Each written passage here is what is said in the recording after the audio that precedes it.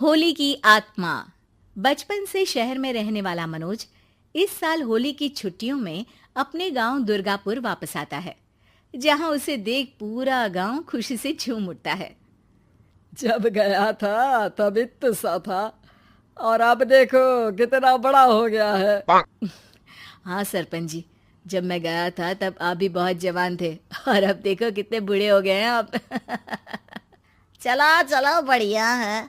बच्चा घर वापस आ गया। इसी खुशी में आज रात पार्टी होगी।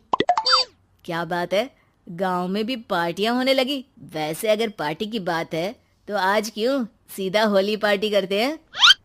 होली पार्टी की बात सुन चहल पहल में अचानक सन्नाटा छा जाता है, जिसे देख मनोज को कुछ अजीब लगता है, लेकिन तभी सरपंच बात पलट देता है। अब बहुत देर हो गई, चलो सब अपने घर चलो, पार्टी के बारे में कल सोचेंगे। मनोज भी मम्मी पापा के साथ घर आ जाता है, पर होली पार्टी और उस पर पूरे गांव की खामोशी वाली बात अभी तक उसके जहन से निकलती नहीं। पापा, होली पार्टी की बात पर सब चुप क्यों हो गए थे। अरे होगी उनकी कोई अपनी बात। मुझे गांव की पंचायत ही थोड़ी पता है। थक गया हूँ, चलो सो जाते हैं, कल बात करते हैं। पापा की बात मानते हुए मनोज भी सोने चला जाता है।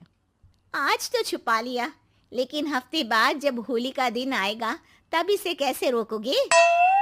अगली सुबह सूरज के साथ ही मनोज भी गांव घूमने निकल जाता है, जिस पर रास्ते में उसे अपनी ही उम्र के कुछ लड़के भी मिलते हैं, जिनसे दोस्ती कर अब वो उनके साथ घूमने लगता है। इसी तरह कुछ दिन बीत जाते हैं और होली नजदीक आने लगती है। दोस्तों, होली में 4 दिन ही बचे हैं, पर गांव में उसकी कोई तैयारियां क्यों नहीं दिख रही। क्योंकि यहाँ होली नहीं मनाई जाती। अरे पर ऐसा क्यों। वो राजा भूषण। अरे तुम 4 दिन के लिए आए हो, क्या इतना सोच रहे हो। चलो कुछ खाने चलते हैं। इसी के साथ एक बार फिर होली की बात को टलते हुए देख मनोज को शक होने लगता है।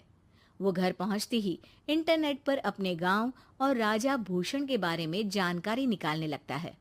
क्या? मुझे आज तक ये नहीं पता था। ऐसा कैसे? किसी ने मुझे कुछ बताया क्यों नहीं? सारी जानकारी लेने के बाद मनोज गांव वालों या अपने मम्मी पापा से कुछ पूछे बिना खुद ही उसकी सच्चाई के बारे में छानबीन करने लगता है, जिसके चलते वो राजा भूषण की हवेली में पहुंचता है। वाह, क्या हवेली है यार। पर क्या यहाँ सच में कोई भूत है? हेलो भूत जी, कोई है क्या? हम इस साल गांव में होली सेलिब्रेट कर रहे हैं, क्या आप उस पर थोड़ा इंटरव्यू देंगे? मनोज के ऐसा बोलते ही गांव में तूफान उठ जाता है और हवेली में रखी सारी चीजें हिलने लगती है। एक अदृश्य शक्ति मनोज को धक्का देकर हवेली से बाहर निकाल दरवाजा बंद कर लेती है। ये सब देख मनोज हैरान रह जाता है। क्या अभी मुझे हवा ने धक्का देकर बाहर निकाल दिया? मेरे होते हुए इस गांव में कभी होली नहीं मन सकती, इसलिए दोबारा ऐसी कोशिश भी मत करना, अंजाम बुरा होगा। आवाज सुन मनोज हैरानी से इधर उधर देखने लगता है, पर उसे कोई दिखाई नहीं देता।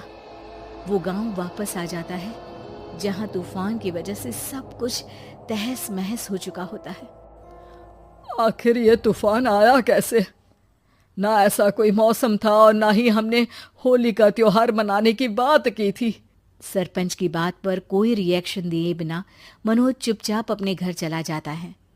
इस तरह देखते ही देखते होली का दिन भी आ जाता है और मनोज रंग लेकर गांव में निकल जाता है, लेकिन गांव पूरी तरह खाली होता है। अरे त्योहार का दिन है, धूमधाम की जगह मातम क्यों मनाया हुआ है? मनोज की आवाज सुन सब अपने घर की खिड़कियां खोल के घर के अंदर से ही उसे वापस जाने के लिए कहने लगते हैं, पर वो किसी की नहीं सुनता। तुझे पहले भी समझाया था, अगर होली खेलने की कोशिश भी की तो अच्छा नहीं होगा। अरे बात मान लो बेटा, तुम्हें सच नहीं पता। मुझे सब पता है। सालों पहले इस राजा ने एक अंधविश्वास फैलाया और आप लोग आज तक उसे मानते आ रहे हो। अरे बेटा, जब तुम पैदा भी नहीं हुए थे उससे भी बहुत पहले से इस गांव पर होली का श्राप है। अगर गांव में होली का त्योहार मनाया जाता है तो प्रलय आना पक्की बात होती है। राजा भूषण इस सब में नहीं मानते थे और त्योहार मनाने लगे, जिसके चलते होली वाले ही दिन पहले उनके बेटे की और फिर उनकी मृत्यु हो गई। तभी से गांव की रक्षा के लिए उनकी आत्मा उस हवेली में रह रही है। सबकी बातें सुन मनोज उलझन में पड़ जाता है। सोचना भी मत मनोज, अगर तुमने इस परंपरा को तोड़ने की कोशिश भी की तो उसका परिणाम इस गांव और गांव के लोगों के लिए अच्छा नहीं होगा। मुझे भी यकीन नहीं हो रहा कि आप लोग एक बेतुकी बात को मानकर सालों से रंगों के त्योहार को मातम की तरह मनाते आ रहे हो।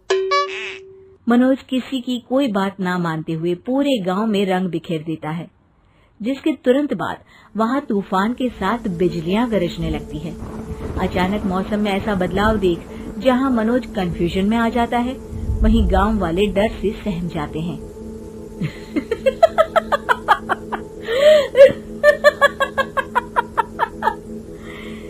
इस लड़के ने हमारे जैसे सिर्फ अपने स्वार्थ के लिए नहीं बल्कि पूरे गांव की खुशियों के लिए यहाँ होली मनाई है, जिस वजह से अब इस गांव पर होली का श्राप टूटता है। ऐसा बोलकर राजा का भूत वहां से गायब हो जाता है, जिसके बाद गांव के लोग धूमधाम से होली मनाते हैं। खुशियों के रंग गांव में बिखरे ही होते हैं कि अगली सुबह अचानक मनोज कहीं गायब हो जाता है और एक बार फिर गांव में होली का नया राज शुरू हो जाता है।